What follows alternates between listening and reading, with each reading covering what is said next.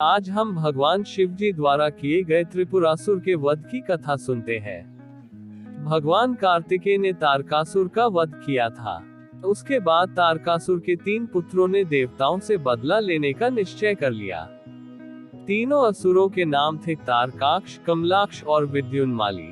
देवताओं को पराजित करने के उद्देश्य से तीनों तपस्या करने के लिए जंगल में चले गए। उन्होंने हजारों वर्ष तक अत्यंत कठोर तप किया। उनके कठोर तप से ब्रह्मा जी प्रसन्न हुए और उनके सामने प्रकट हो गए। तीनों ने ब्रह्मा जी का वंदन किया और कहा, ब्रह्मा जी, हमने आपको प्रसन्न करने के लिए कठोर तप किया है। आप हमें अमरता का वरदान दें। तब ब्रह्मा जी बोले, मैं आपको अमरता का वरदान नहीं दे सकता, परंतु तुम कोई ऐसी शर्त रख लो जो अत्यंत कठिन हो, जिसके पूर्ण होने पर ही आपकी मृत्यु होगी। उसका वरदान मैं तुम्हें दे सकता हूँ। तीनों ने बहुत विचार किया और ब्रह्मा जी से वरदान मांगा, हे प्रभु, आप हमारे लिए 3 तारों पर 3 नगरों का निर्माण करें।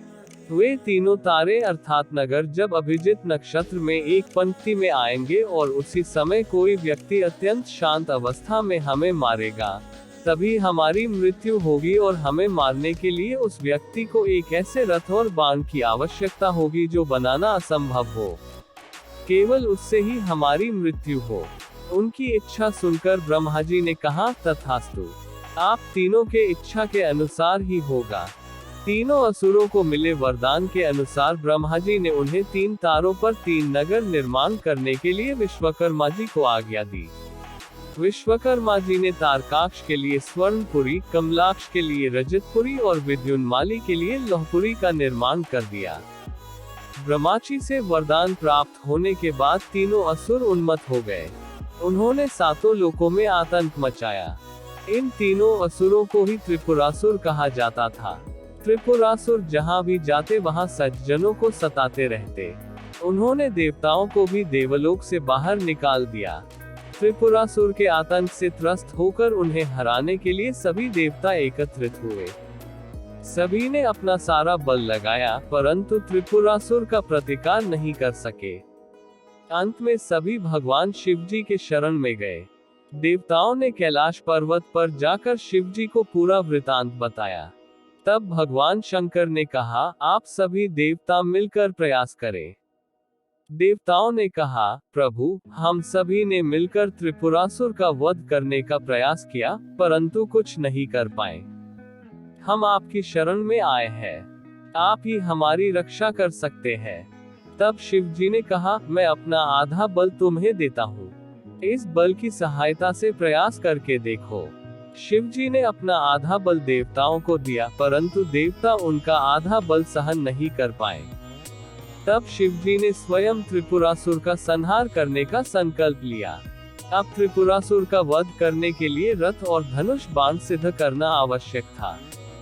भगवान शिव जी ने पृथ्वी को ही उनका रथ बनाया। सूर्य और चंद्रमा को उस रथ के पहिए बनाए। सृष्टा सारथी बने, भगवान विष्णु बाण बने, मेरु पर्वत धनुष और वासुकी बने उस धनुष की डोर। सभी देवताओं ने अपने बल से वह रथ संभाल लिया। इस प्रकार असंभव रथ सिद्ध हुआ। भगवान शिव जी उस रथ पर सवार हुए। उनकी शक्ति के कारण वह रथ भी डगमगाने लगा। तभी विष्णु भगवान वृषभ बनकर उस रथ में जुटे। घोड़ों और वृषभ की पीठ पर सवार होकर महादेव ने उस असुर नगरों को देखा। अपने धनुष्य पर बाण रख उन्होंने पाशुपत अस्त्र का संधान किया और तीनों तारों को एक पंक्ति में आने का आदेश दिया।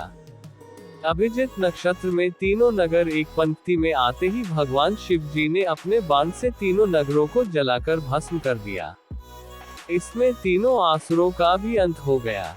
तभी से भगवान शिव जी त्रिपुरांतक बन गए। त्रिपुरांतक का अर्थ है 3 पुरों का अर्थात नगरों का अंत करने वाले। भगवान शिव जी ने जिस दिन त्रिपुरासुर का वध किया वह दिन था कार्तिक पूर्णिमा। इस पूर्णिमा को त्रिपुरारी पूर्णिमा भी कहते हैं। इस दिन घर के बाहर और मंदिरों में दियों की आरास बनाकर उनकी पूजा की जाती है और आनंदोत्सव मनाया जाता है।